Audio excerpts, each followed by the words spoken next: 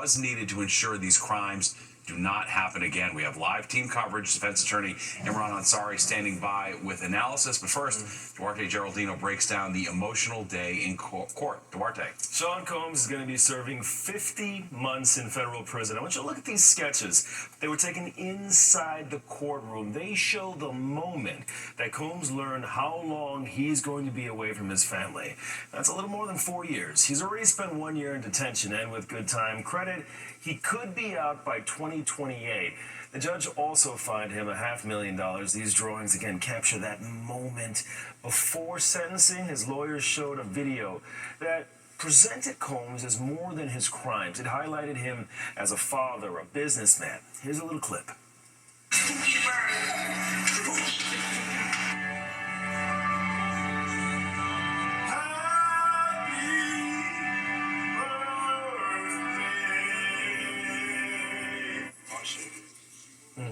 That video again showed Combs as a family man, but prosecutors told a very different story. He was convicted of 2 counts of violating the Mann Act or transportation to engage in prostitution. This case was tied to travel that he arranged for sexual encounters involving girlfriends and hired male escorts for what he called freak-offs or hotel nights. He was facing 20 years in prison. Prosecutors, they were seeking 11. Instead, the judge gave him just over 4. Combs kept his head down as he listened to this sentence. And the judge also spoke to the women who testified, including Cassie Ventura. To Miss Ventura, he said, and the other brave survivors that came forward, I want to say first, we heard you. I know your families are proud of you, and your children, when they are old enough, will be proud of you. Then the judge turned to Combs, and he said, I know you feel like you are in a dark place, but these crimes were serious ones, and your violence, coercion, and abuse have had devastating consequences for the women involved, women who loved you and depended on you, you and your family. You're going to get through this. The Combs attorneys say they will appeal this sentence. They argue the sentence just does not match the jury's verdict. We think that's just absolutely inconsistent with the jury's verdict. I mean, the jury's verdict was resoundingly clear. There was no sex trafficking. There was no racketeering. Everything was consensual. Everything was adult, which is why he was convicted only of the prostitution offense. What we feel happened today was that the judge acted as a 13th juror, one that we did not choose, and that he second-guessed the jury's verdict. Once again, Sean Combs will spend just over 4 years in federal prison and pay a $500,000 fine. With time served and good time credit, he could be out in 2028. Duarte Geraldino, Fox 5 News. Well, all right. Thanks, Duarte. And for analysis on the day in court is defense attorney Imran Ansari. Imran, thanks for joining us. Of course, let's just start with your reaction to the sentence. You know, given what he was facing at the start of this trial, it's hard not to view this as a win for Diddy. Yeah, Steve, you're entirely correct. When you look at what happened at the start of this trial, the charges that were brought against him, and now the judge coming in with a lot less than not only what the prosecutors were asking for, but also the federal probation office saying 5 to 7 years as a recommendation. It can be looked as a win for Diddy. Of course, his defense team, as we just heard, certainly going to appeal this conviction, and they're in the sentencing. But it is actually objectively from the Southern District of New York for a defendant to be sentenced like this, what I would think as a win for the defense. Certainly a lot less than what the prosecution was asking for, not what the defense was asking for, but as we know, with that time in he has already, with possible good time credit, he could be out by 2028, and he was facing life in prison at the start of this case. So certainly what could be a win for the defense here. You know, we did hear from Combs. He spoke in court apologizing to his ex-girlfriend, Cassie Ventura, calling his actions disgusting, shameful, and sick. How much of an impact do you think that had on his sentence, especially given the fact that he didn't testify in his own defense during the trial? Sure, well, he showed that remorse, and there was some skepticism about that from the judge. If this really was something that he learned from, and that is why the judge said he sentenced him to this amount of time, to send a message, to be a deterrent factor out there But we saw that highly produced video, which is something we don't normally see in most trials, and I think that's indicative of the resources that Diddy Combs had for his defense. I think that factored into the consideration here. You saw a lot of outpouring of support from his family, and the judge acknowledged that he is someone who certainly has a close relationship with his family. But the judge also gave recognition that there were victims here, and that his sentence needs to send a message, and it does so, I believe. But again, when you look at what Diddy Combs was facing, what the prosecution was asking for, and again, from the outset of this case, there was a lot of criticism. Did the prosecution overcharge? I think they did, and the jury agreed with that. But then they also sort of overreached with their asking 11 years. That's somewhat excessive in terms of the crimes that he was convicted of. And you see where the judge came in. He came in under the ask of the prosecution, under the ask of the federal or the recommendation of the federal probation office, and it sends a message. But again, Diddy Combs, with this sentence, it can be looked at as a win. You know, and he is not a free man tonight, but we did find out today he had a speaking engagement lined up for next week in Miami, clearly under the impression that maybe he would be free with time served. How do you think the judge took to that? Yeah, of course, the prosecution, Steve, pointed that out, sort of saying, look at the hubris here, that he already has these speaking engagements lined up, and, in some assumption that he may be out of jail. But then again, the defense put a spin on it. They said, no, this is him trying to get a message out there to the public and to others that, this conduct is not acceptable and that he's learning from it. Those were the two spins on that. We'll see. But what is going to be really interesting, Steve, is that after he serves this term of incarceration, where will Sean Diddy Combs be in terms of a professional aspect in his professional life, but also his personal life? Can he resurrect his career? Can he resurrect his public image and somewhat build up his music and entertainment empire again? That remains to be seen, but we will see that certainly and be waiting to see that when he's released. Yes, sooner than a lot of people thought, maybe. All right, we appreciate it. Imran Ansari, thanks so much. Thanks for having me. And coverage on Sean Diddy Combs continues online. You can scan the QR code on your screen to download the free Fox Local app to take the news on the go. Well, a shift in the Middle East, Hamas responding to President Trump's peace deal, agreeing to some parts of the proposal. The terrorist organization says they will release all the hostages in Gaza, but stop short of laying down arms. Fox 5 Sharon Crowley joins us now live in studio, and this appears to be a major step toward finally ending this war. Yeah, something so many people are looking forward to. Steve, President Trump has ordered Israel to stop bombing the Gaza Strip tonight after Hamas said it had accepted some elements of his plan to end the nearly 2-year war and return all the remaining hostages taken on October 7th, 2023.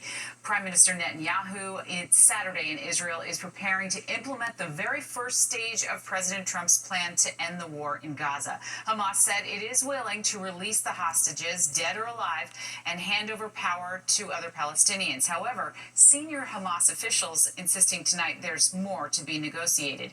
Now, President Trump issued a public warning today to Hamas. His ultimatum: Hamas leaders would be hunted down and killed if the remaining Israeli hostages were not released by Sunday night. Now, President Trump posting his reaction to the terrorist group's apparent willingness to cut a deal. I look forward to having the hostages come home to their parents and having some of the hostages, unfortunately, the condition they're in, come home likewise to their parents, because their parents wanted them just as much as though that young man or young woman were alive. So I just want to let you know that this is a very special day, maybe unprecedented in many ways.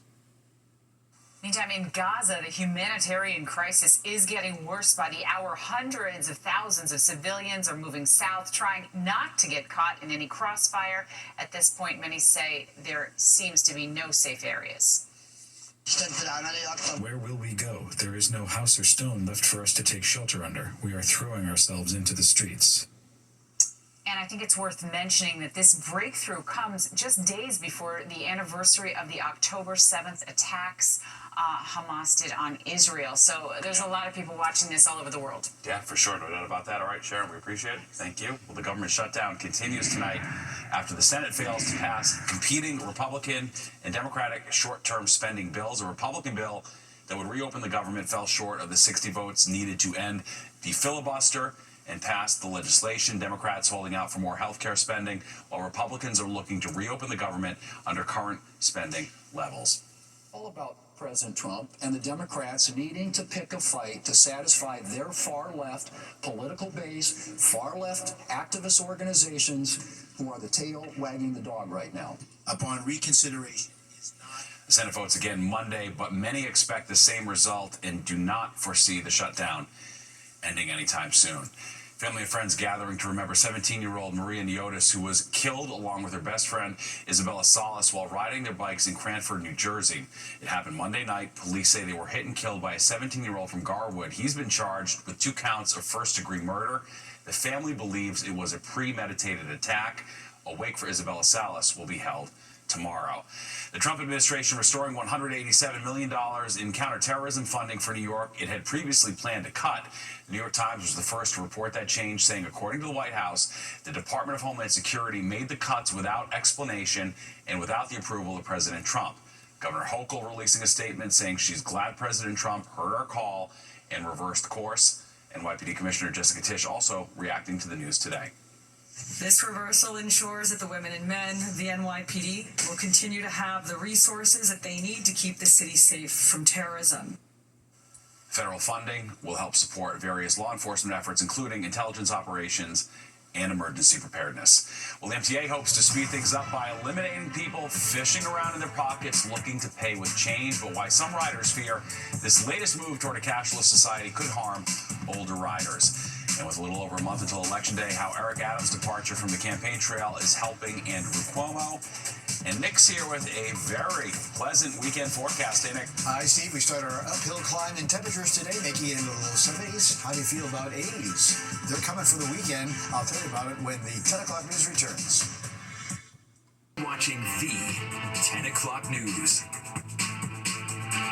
Change is coming for bus riders, or rather a lack of change. The MTA phasing out the ability to pay a bus fare with coins. But some commuters told Richard Giacobbe it's the only way they can afford a ride.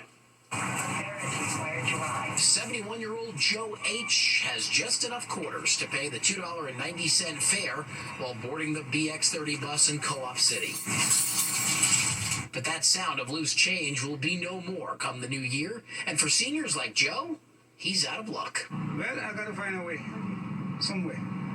So what's your solution? The MTA is planning to stop accepting all coins on its buses next year. At the same time, the transit agency will retire the Metro card and move into the digital age with its tap-to-pay Omni system. For the majority, I think, it makes sense, but for the minority, it's going to make it very difficult. For strap hangers like Cindy, she's already taken her 78-year-old mother to get her set up for Omni, but it's been challenging to make sense of this whole situation. My mother, she doesn't have a cell phone, so she only relies on having her change or a Metro card. In a statement, the MTA says coins are just not practical, and that, quote, we're focused on informing riders about better ways to pay, including a reloadable Omni card, which is more than twice as easy to find as a Metro card ever was. We'll be ramping up customer awareness and outreach, especially for coin-using riders, to support a smooth transition to contactless payments. But tell that to those over 65 who aren't necessarily tech wizards. Not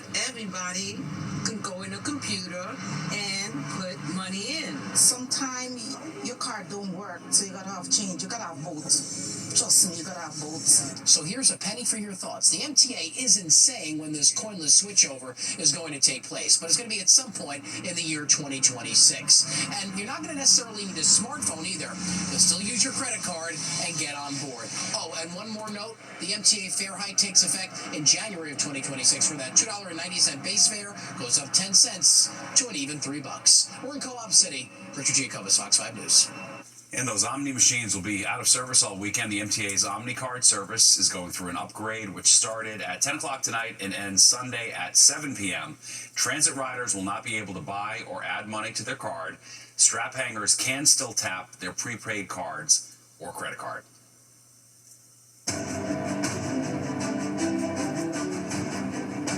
Now to the race. race for New York City Mayor, Democrat Zoran Mamdani in Washington Heights tonight, pushing one of his signature proposals, a rent freeze for the city's rent-stabilized tenants. Now, earlier he met with Congressman Jerry Nadler to condemn the Trump administration for freezing $18 billion in local infrastructure projects. Independent candidate Andrew Cuomo in Chinatown today talking about public safety. He says in recent years, the city council has taken billions out of the NYPD's budget. A source from Cuomo's campaign telling Fox 5 that they raised more than $390,000 in just 36 hours after Mayor Adams dropped his re-election bid. And Republican mayoral candidate Curtis Sliwa on the Upper West Side this afternoon outlining his plans to expand the number of gifted and talented seats in city public schools. Well, this week, Fox 5 has gone borough by borough, asking voters which issues matter to them in the race for mayor. Today, we spoke with voters in the Bronx. We need to improve the Bronx by getting off all them homeless people you see around there by the train station. The homeless. I think they should put more NYPD on everywhere in the Bronx. I think the bus service needs a little bit of help. I think right now you have a lot of people that pay their fare, and then there are a lot of riders that just hop on the bus, so it's a little bit frustrating. No matter the top issue, all voters telling Fox 5 they want their voices to be heard by the next mayor. And for continuing coverage of the New York City mayor's race, tune into Battleground NYC, the Fight for Your Vote, hosted by SE Cup. You can catch that weeknights at 7 on the Fox local app and at 11 p.m. on Fox 5 right after Street Soldiers. All right, time now for the weather. False fall is in the air. Yes. Meteorologist Nick Gregory joins us with the forecast and summer temps making a comeback in time for the weekend. I know we need the rain, but we really just can't complain. This is beautiful, Nick. You're absolutely right, and we'll get that rain eventually. In fact, middle of next week will be our shot at some rain, but until then, it's just going to be some really great weather around here. And yeah, we had some cool days recently, but today we rebounded a bit. Average high now 69. We hit 71 this afternoon. 54 the low, pretty close to average as well. 87 and 38 in the records. That record 38 a while ago. Right now, 64, the sky clear, the wind light out of the southwest, and that southwest wind will hold temperatures up tonight and tomorrow as well. 58% humidity, pressure strong, steady, 30.26. And again, compared to last night, we're definitely doing a lot better. We're in the 50s now, Poughkeepsie to Sussex, high 50s, White Plains, 51 in the Hamptons, and then low 60s as we head back towards the city, back to the 50s, heading down the Jersey Shore. And yeah, we're 2 to 6 or 7 degrees warmer in many spots, thanks to that southwest wind that continues and will continue tomorrow, about 5 to 10 miles per hour. So something to look forward to. All right, here were the highs earlier. Again, low 70s pretty much ruling out here. 71 Bridgeport to the city, 72 at Belmar, mid 70s. You went from Newark up through Sussex, up there to the Mid-Hudson Valley, low 70s across New England, high 70s, Syracuse to Buffalo, low to mid-70s from Harrisburg down towards Philadelphia, Washington, D.C. But look at this, another day where it's in the 80s, particularly Chicago and Indianapolis, high 80s even. 82 Cleveland, 84 heading towards Columbus. And the satellite view showing got nothing to worry about as far as any weather issues. It's all clear. It's going to stay clear tonight. We're going to have sunshine tomorrow. You're going to take a look at the wide view. There's nothing really going on between here and the Rockies, which shows that next little frontal boundary that's coming in, causing some showers that exist from Montana right on down into parts of Nevada. That front will be coming our way, but it's going to take days to get here as this ridge of high pressure kind of sits on in along the East Coast. And notice as it sits to our south here, and we look at the futurecast again, it'll be circulating that wind out of the west to southwest, bringing mild temperatures tomorrow, warm even in the low 80s, and we'll have sunshine and clear weather tomorrow night. Leads towards sunshine again on Sunday.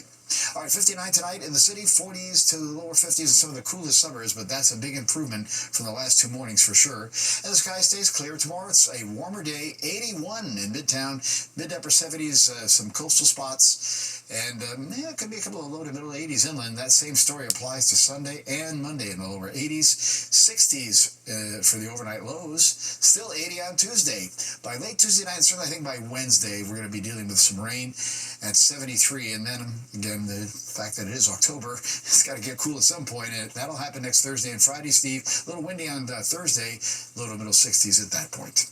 We'll deal with that when we get there. All right, thanks, Nick. Appreciate it. Taylor Swift welcoming her fans backstage, giving them a glimpse into her life as a showgirl, the pop star releasing her new album, including a diss track, what we know about the beef between Taylor Swift and Charlie XCX.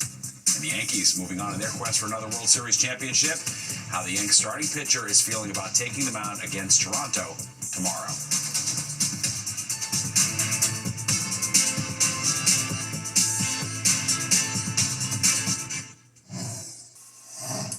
It's a national holiday for Swifties. Taylor Swift releasing her 12th studio album, The Life of a Showgirl. AMC Theaters hosting official release parties. It features behind-the-scenes footage, videos, and Swift's own reflections. She writes from the heart, whether that's good, bad, ugly, in love, heartbroken, and also that she appreciates her fans so much. She's so intentional about everything that she writes and sings, so you kind of have to like digest it and analyze, and there's like a lot to like gather from everything she says.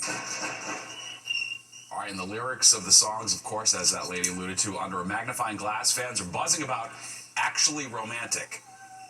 Actually sweet.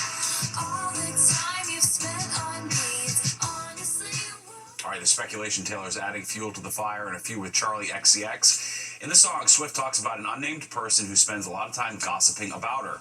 Charlie XCX opened for Taylor on her Reputation tour and is friends with Taylor's ex, the 1975 frontman, Matt Healy. The Yankees' quest for the World Series resumes tomorrow. After knocking out the Red Sox, the Yankees begin their American League Division Series against the Toronto Blue Jays. Meredith Gorman breaks down the series that has Bronx Bomber fans buzzing. The postseason rolls on for the Yankees. Saturday, they'll face the Blue Jays in Game 1 of the ALDS, a matchup between two teams that know each other all too well. The Yankees took batting practice out on the field at Rogers Center just a few hours ago. They're coming off a strong showing in the Wild Card Series over Boston, including a record-setting performance from rookie pitcher Cam Schlittler, who struck out 12 batters over 8 shutout innings. It's the most strikeouts by a rookie in his postseason debut in Yankees history. When the Yankees take on the Blue Jays in Toronto, who've been waiting on a bye, the atmosphere is expected to be electric. Manager Aaron Boone says his team's ready for the challenge as they hit the road for the first time this postseason. I'm sure it'll be raucous. I'm sure it'll be a great environment. We've played in, a lot of important regular season games up here and know how passionate it can get. And I would expect that in overdrive tomorrow. Boone confirmed that right-hander Luis Gil will be on the mound for Game 1 of the series tomorrow. Gil spoke to the media just a few hours ago as he gets ready for his start, and he said he knows this Blue Jays lineup is dangerous, but he's confident in his approach. I think I got to lock in what I do, understanding that they have a pretty good lineup. There are many other teams in the league that have very good lineups, and you get to face them throughout the year. But for me, it's to lock in and really focus on what I want to do on the mound. In New York, Yankees fans tell me they're riding the high of knocking Boston out of the postseason, and now they're thinking about how far this team can go in October. I'm excited. Even though we're facing, a rival that knows us pretty well, I think we know them too. So I think we got their number this time. I believe in the Yankees. Now you can catch Game 1 of the ALDS between the Blue Jays and the Yankees at 4:08 p.m. Eastern at the Rogers Center. Meredith Gorman, Fox 5 News. All right, we want to reiterate that. You can catch Game 1 tomorrow between the Yankees and Blue Jays. Our coverage begins at 3:30 right here on Fox 5. And that does it for us tonight. If you missed any part of the 10 o'clock news, you can always catch an encore on our free streaming app, Fox Local, where you can stream our newscasts anytime. Have a great night and a great weekend.